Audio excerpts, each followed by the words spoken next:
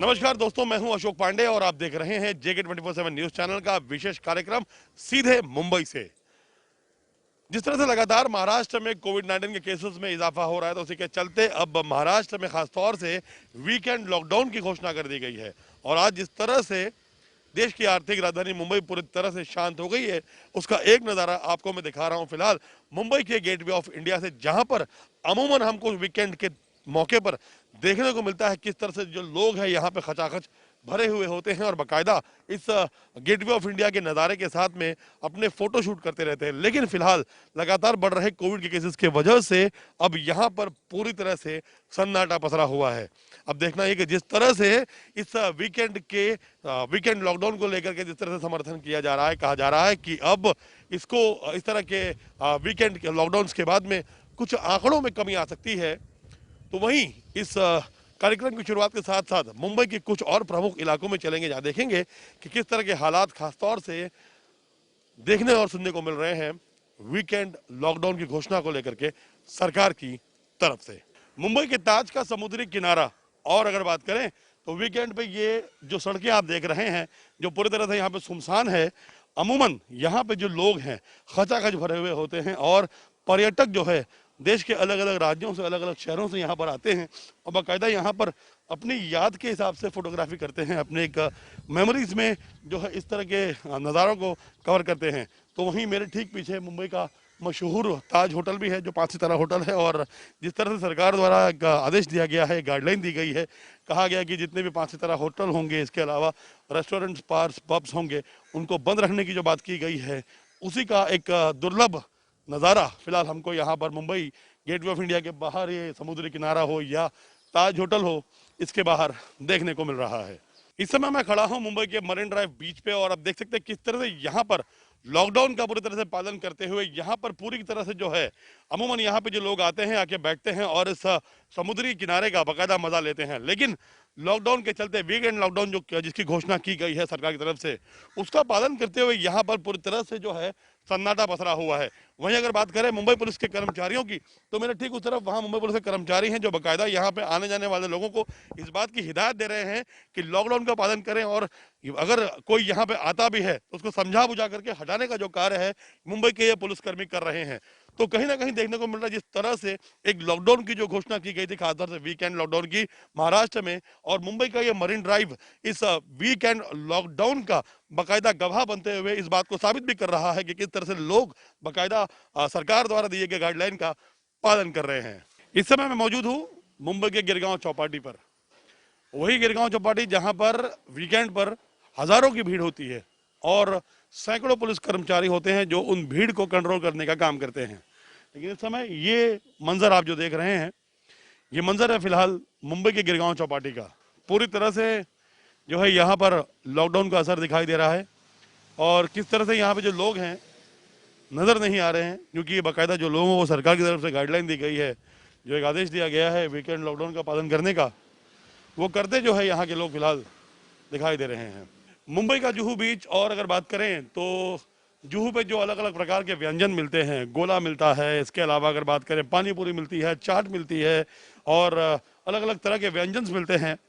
दुर्भाग्यपूर्ण तरीके से ये वीकेंड लॉकडाउन के चलते यहाँ पर पूरी तरह से दुकानें जो है वो बंद हैं, यानी पूरी तरह से दुकानों को यहाँ पर शट डाउन किया गया है, किसी प्रकार से कुछ भी नहीं खुला है। और जो लोग हैं यहाँ पर जो ख़ास तौर से इस कारोबार को चलाते हैं, वो भी फिलहाल जो है वो पूरी तरह से यहाँ पर शांतिपूर्वक तरीके से बैठे हैं इस इंतज़ार में कि सरकार कुछ बड़ा फैसला ले ले ताकि कुछ इनको भी रियायत मिले, क्योंकि पहले ही 1 साल से लगातार कोरोना की मार झेल रहे कारोबारी इस बात की उम्मीद में बैठे हैं कि कुछ ऐसा बड़ा फैसला सामने आ जाए जिसके बाद में कुछ इनको रियायत मिल सके। एक कारोबारी हमारे साथ बैठे हैं। सर, आज पूरी तरह से बंद कर दिया गया है, आज लॉकडाउन किया गया है, क्या उम्मीद है, कब सरकार क्या फैसला लेगी और किस तरह से जो है धंधा दोबारा रिस्टोर किया जाएगा? बाजार में ही बैठे हैं, अभी तो शुरू में चालू ही हुआ, 2 महीना हुआ, अभी धंधा पकड़ा ही कि फिर से बंद कर दिया। आज 8 दिन से बंद करके सब लोग गांव चले गए, क्या करेंगे? मजदूरी भी ऊपर नहीं हो रहा, लाइट बिल नहीं ऊपर हो रहा, क्या करेंगे धंधा करके? सब अभी सरकार की आज मुलाकात भी होनी है, किस तरह के फैसले ले सकती है सरकार? अभी कोई पता थोड़ी है किस तरह का फैसला होगा। हो जाए, चालू हो जाए तो अच्छा बात है, नहीं हो तो फिर सब बंदे है, फिर भंगार हो जाएगा। धंधे पर कितना फर्क पड़ गया? बहुत, तो धंधे पे तो बहुत फर्क पड़ गया। धंधे पे तो बहुत फर्क पड़ गया। सब बुरी हालत हालत से भूखे मर रहे हैं, तो क्या करेंगे। अभी टिकट का पैसा नहीं हो रहा, बगैर टिकट का ट्रेन में जा रहे हैं लोग, क्या करेंगे। सेठ जी वहाँ बैठे हैं, भाई साहब यहाँ बैठे हैं। सेठ जी से पूछते हैं कि सेठ जी का क्या बोलना है इस तरह की चीज़ों को लेके। देखो पूरा बंद है, यानी कंप्लीटली जो है कारोबार बुरी तरह से शट डाउन किया गया है। यानी सरकार जो आदेश दे रही है उसका जो समर्थन है ये व्यापारी भी कर रहे हैं। व्यापारी कोशिश कर रहे हैं कि सरकार द्वारा दिए गए हर बात को माना जाए, ताकि सरकार जो कोविड-19 को काबू में लाने की बात कर रही है उसमें अपना योगदान दे सके। यहाँ पे हमारे साथ में व्यापारी जी एक और बैठे हुए हैं। भाई साहब, अब फिलहाल जो बंद है, इस बंद को लेकर के धंधे को दोबारा रिस्टोर करने में कितनी मेहनत करनी पड़ती है? ये तो जिसने अभी ये लॉकडाउन का एक 10 महीना 12 महीना जिसने झेला है उसको पता है। अभी ये जो धंधा हमने जिस तरीके से खड़ा किया है, छोटे से बड़े आदमी ने, उसको खड़ा रहने के लिए बहुत तकलीफ हुआ है। वो तब जाके वो खड़ा हुआ है। अब खड़ा होते के साथ में फिर ये लॉकडाउन लग गया, वो तो टूट चुका है, जिंदगी से टूट चुका है। उसकी हालत बहुत खराब है। इसमें बहुत सारे ऐसे दुकान वाले हैं जिसके एक ही दुकान के ऊपर 40 जन का परिवार है। एक ही दुकान पे आप सोचिए, जो 40 जन कैसा खाएंगे, कैसा पिएंगे। वो 12 महीने ऑलरेडी पहले ही उसने झेल चुका है। उसके बाद थोड़ा से सुख मिला तो इसमें फिर वापिस दुखी आया है। बड़ा ही दुखद समय है वाकई में उन लोगों के लिए जिनकी रोटी रोजी जो है वो इस तरह के दुकानों से चलती है। और बहुत ही दुर्लभ तस्वीरें हैं, मैं क्या दिखाऊं अपने कैमरामैन से कहकर। लेकिन वाकई में ये इस चीज़ की उम्मीद कम से कम मुंबई के जुहू बीच पे नहीं की गई थी कि कभी इस तरह के हालात भी बन जाएंगे और इस तरह से लोगों को जो है अपनी दुकानों को बंद करके जो है घरों में बैठना पड़ेगा। हालांकि जो पैंडेमिक है इसके चलते हर कोई इसे सफ़र कर रहा है, लेकिन कहीं ना कहीं पर सरकार से क्या अपील करेंगे भैया, क्या कहेंगे कि किस तरह की सुविधाएं, किस तरह की मदद आप लोगों को की जाए? देखिए सर, सरकार के जो कानून बनाते हैं उसके तो हम खिलाफ नहीं जा सकते, लेकिन हमारी तकलीफ हम जरूर बता सकते हैं कि देखिए, सबसे पहले तो ये जुहू बीच है, ये 4.5 किलोमीटर का बीच है। और हमारी दुकान यहाँ पे, हमारे पास कोई भी ऐसा आइटम नहीं है जो यहाँ पे बैठ के खाना है। हर एक को डिस्पोजेबल में मिलता है, ले और जाओ। तो 4.5 किलोमीटर का बीच के ऊपर कितना सोशल डिस्टेंस है? बंद उसको करना चाहिए जहाँ पे सोशल डिस्टेंस का प्रॉब्लम है। यहाँ तो कोई प्रॉब्लम नहीं। 4.5 किलोमीटर का बीच है, 80 दुकानें हैं और हर एक आइटम आज के तारीख में हाइजीनिक होता है और वो डिस्पोजेबल प्लेट में ही गेस्ट भी पसंद करता है। और हम लोग भी गेस्ट को डिस्पोजेबल देना ही पसंद करते हैं, क्योंकि प्लेट धोने के लिए हमारे पास स्टाफ रखने के लिए आज की तारीख में जगह नहीं है और उतना बजट नहीं है, उतना मेंटेनेंस नहीं निकलता है। सरकार कुछ फैसले ले रही है कुछ चीज़ों को रीओपन करने के लिए, व्यापार को ध्यान में रखते हुए। उम्मीद है कि आप लोगों के लिए भी कोई ऐसा फैसला आ सकता है? हाँ, उम्मीद तो सरकार के ऊपर ही होती है, दूसरे के किसके ऊपर होते हैं? एक तो ऊपर वाले के ऊपर होती है और एक नीचे वाले के ऊपर होती है।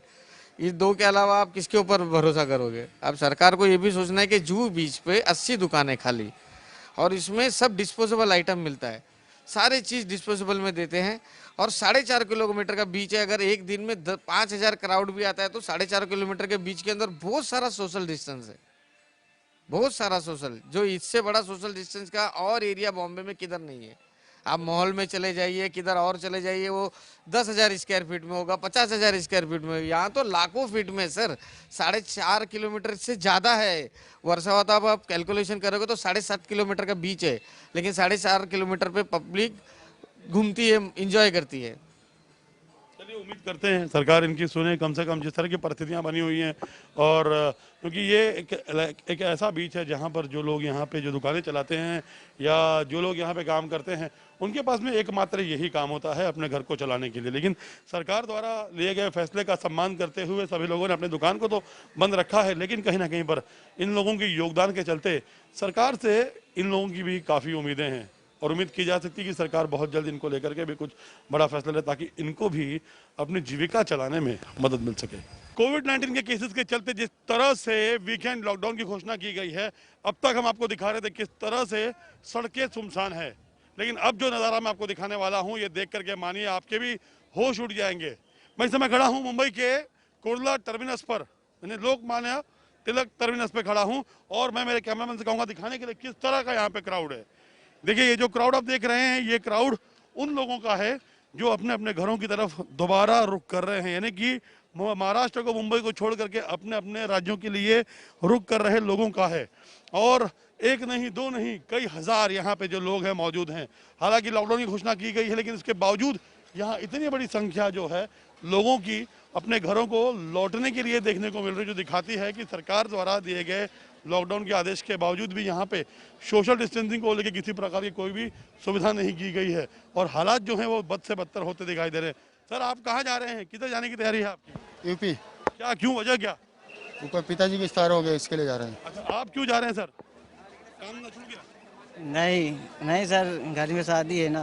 घर में शादी है, कोई बोल रहा है पिताजी का दुर्भाग्य, उनकी खबर आई है। लेकिन अगर बात करें तो यहाँ पर बहुत बड़ी संख्या ऐसी है जो कोविड की वजह से लोग जा रहे हैं। सर, क्यों आप अपने घर जा रहे हैं? क्या वजह है? शादी। शादी। देखिए, लोग भले ही यहाँ पे कारण दे रहे हैं कि शादी है या दूसरे कारणों से जा रहे हैं, लेकिन यहाँ पे फिलहाल जो परिस्थिति है वो दिखाती है किस तरह से यहाँ पे। सर, आप लोग कहाँ जा रहे हैं? Sir UP Allahabad. क्या वजह? कोविड?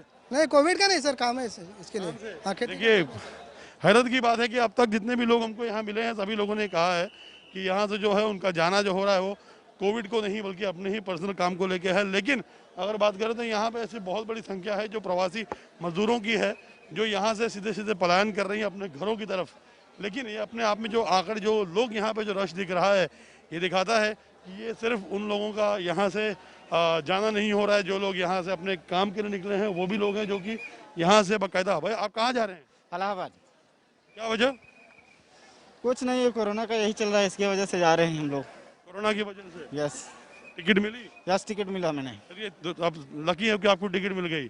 तो देखिए, लोग यहाँ वो भी हैं जो अपने घरों से निकले तो हैं यहाँ से कोरोना की वजह से अपने घरों की तरफ रुख कर रहे हैं। लेकिन यहाँ पर मैं फिर से कहूँगा मेरे कैमरामैन को दिखाने के लिए किस तरह से पूरी भीड़ यहाँ पे जमा है। यानी लोग जो है कई हज़ार, अगर मैं ये कहूँ कि 10,000 से ज़्यादा लोग यहाँ इस समय मौजूद हैं तो ये गलत नहीं होगा, क्योंकि बहुत बड़ी संख्या है, बहुत बड़ा नंबर है यहाँ पे लोगों का जो अपने अपने घरों के लिए जो है वो डाइवर्ट हो रहे हैं, यहाँ से जा रहे हैं इस उम्मीद में कि यहाँ पर अगर अचानक सरकार की तरफ से कोई बड़ा फैसला लॉकडाउन को लेकर कर दिया जाता है तो कम से कम लोग अपने घरों में सुरक्षित रहें। यहाँ पे जो हालात पिछली बार देखने को मिली थी, जो लोग यहाँ पे परेशान थे, चल चल के अपने घरों को गए थे, ये देखिए ये पुलिस के लोग किस तरह से लोगों को समझाते बुझाते हुए कि लाइन में चलना है और समझा करके।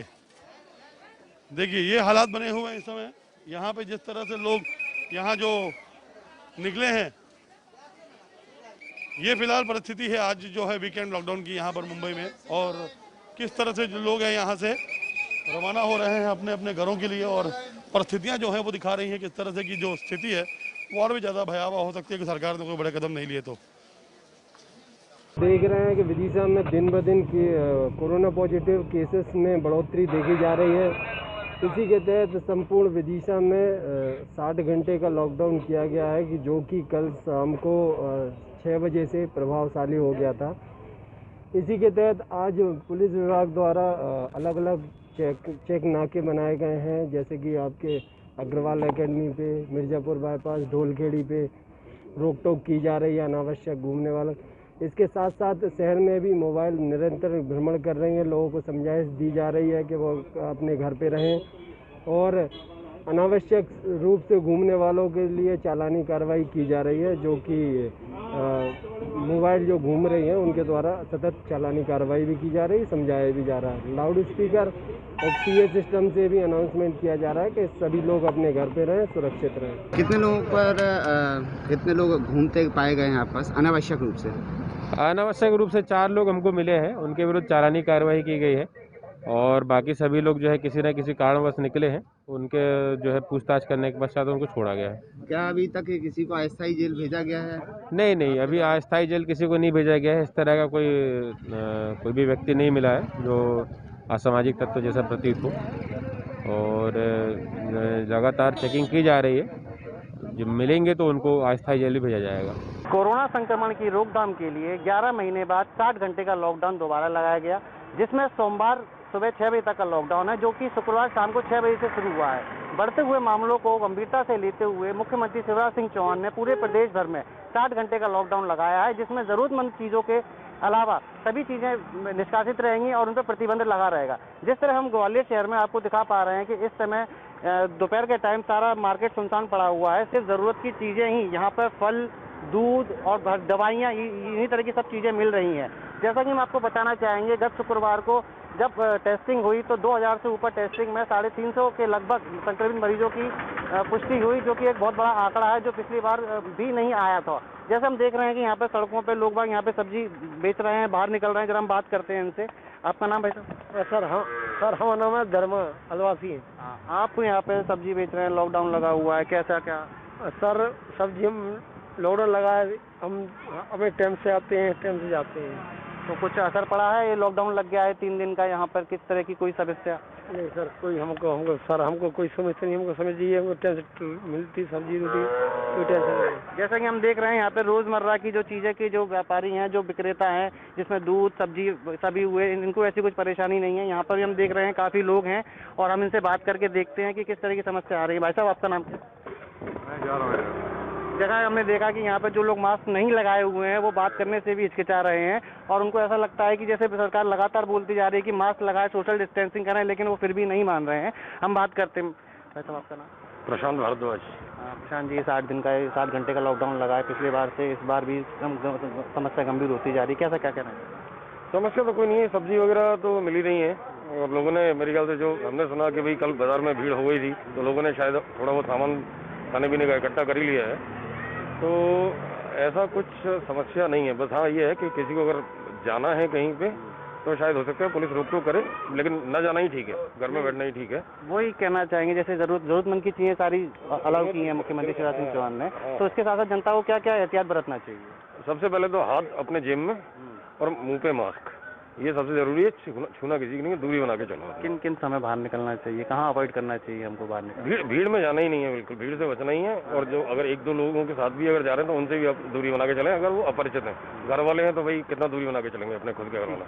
जैसा कि आपने देखा कि यहाँ पे जो जनता है वो एहतियात बरत रही है और लगातार ये कोरोना संक्रमण की रोकथाम के लिए आगे चलती आ रही है। फिर भी हम आपको बता दें कि यहाँ पे जो समस्या है वो लगातार बढ़ती जा रही है, क्योंकि यहाँ पे जो जनसंख्या है, जनता है, वो लगातार शहरों पे बाहर निकली जा रही है। अभी 60 घंटे के लॉकडाउन से पहले बाजारों में जो भीड़ थी बहुत ज़्यादा हो गई थी, क्योंकि उन्हें लगा कि 60 घंटे का जो लॉकडाउन है उसमें लोगों को चीज़ें नहीं मिलेंगी या पुरानी जैसी स्थिति हो जाएगी। उसके बावजूद भी यहाँ पे शासन प्रशासन लगातार टेस्टिंग कर रहा है और यहाँ पर लगातार जो है कि परिस्थिति को सुदृढ़ बनाने की कोशिश कर रहा है। आइए हम कुछ लोगों से और बात करते हैं और देखते हैं कि कोरोना के इस समय में किस तरीके से वो क्या हालचाल बनाते हैं। भाई साहब, आपका नाम क्या?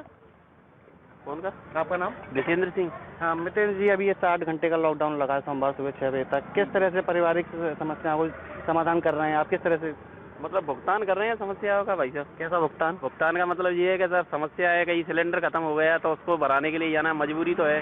घर में सब्जी नहीं है तो सब्जी लेने के लिए आना तो पड़ेगा सर। मतलब जरूरत की चीज़ों के लिए समय, हाँ जरूरत की चीज़ तो वो तो होना चाहिए सर, क्या करेंगे। गंभीर बीमारी है, इसमें ज़्यादा महत्वपूर्ण क्या है? जरूरत ज़्यादा बीमारी सबसे ज़्यादा, जैसे घर में जिसके घर में की समस्या है, बुखार है या जुकाम खांसी है, तो वो तो मजबूरी जाएगा बेचारा, क्या करेगा। ठीक है। जैसा कि हमने आपको देखा कि यहाँ पे जनता जो है वो सिर्फ इस बारे में सोच रही है कि उसकी ज़रूरतें पूरी हों, परिवार उससे सुरक्षित रहे और बीमारी से बचा रहे। इसके लिए यहाँ पे जो भी दुकानदारों को या फिर व्यापारियों को जो रोकथाम लगाई गई है वो कहीं तक जनता मान रही है कि सही है। लॉकडाउन का मतलब ही यही है कि इसकी श्रृंखला टूटे और यहाँ तक है लोग कम से कम इसमें संक्रमित हों। यहाँ पे जो हम देख रहे हैं, यहाँ पे डॉक्टर, अस्पताल और मेडिकल ये लगातार अपना काम कर रहे हैं, जो पिछले लॉकडाउन में भी कर रहे थे। यहाँ पे भी आप जिस तरह से देख पा रहे हैं कि यहाँ पे दवाइयों की लाइन लगी हुई है, ये गोले लगे हुए हैं, जिसकी वजह से संक्रमण को रोकथाम की गई है। यहाँ पे शासन प्रशासन की गाइडलाइन फॉलो करने के लिए सख्त निर्देश दिए गए हैं। आइए हम मेडिकल स्टोर पे बात करते हैं कि किस तरह का क्या ये 60 दिन के अंदर क्या माहौल बना हुआ है, किस तरह से जो दवाई लेने वाले उनके बीच में किस तरह की चर्चा है। आपका नाम? साकेत कुशवाहा। साकेत जी, अभी ये 60 दिन का ये फिर से 11 महीने बाद लॉकडाउन लगा हुआ है, किस तरह का अंतर देखने में आया है? अब की बार थोड़ा अच्छा है, लोग ज़्यादा पालन कर रहे हैं, घर से बाहर भी नहीं निकल रहे हैं। बाकी मेडिकल स्टोर पर ये काफ़ी लोग मेरे से घर पर ही मेडिसिन मंगवा रहे हैं, तो होम डिलीवरी करवाते हैं। और बाकी सर्कल बना रखे हैं लोग, पहले नहीं बनाते थे दूरी, लेकिन अब ज़्यादा बना रहे हैं। लोग अवेयर हो चुके हैं और काफ़ी ज़्यादा मतलब अवेयरनेस है लोग बागों में, अब कोई दिक्कत नहीं है। मतलब इस तरह की ये जिस पेशेंट बढ़े पिछली बार से लगातार एकदम बढ़े, और उसमें कहाँ देखना चाहिए, क्या कमी रह रही है? क्या पिछली बार की तैयारियाँ कम नहीं थी कि इस बार हमको ज़्यादा तैयारी करनी पड़ेगी? पहले एकदम से आदमी संभल नहीं पाया था, अब आदमी को यह प्रिपेयर हो चुका है हर चीज़ में, तो आदमी मतलब पहले से ही मेडिसिन वगैरह और किराना वगैरह सब कुछ मतलब पहले से ही ले लेता है। समय ले लेता हो, फिर लॉकडाउन के समय नहीं निकलता आदमी घर से बाहर अपने। देखा जैसा हमने आपने कि यहाँ से पहले और अभी में कुछ ना कुछ अंतर जरूर आया है, लेकिन अब जनता का जो मानना है कि वो यही है कि नहीं, अब सुरक्षा पहले से बढ़ाई जाए। हो सकता है पिछली बार कुछ लापरवाही रह गई हो। कैमरा पर्सन वीर सिंह के साथ हेमंत कुमार, JK24x7, ग्वालियर, मध्य प्रदेश।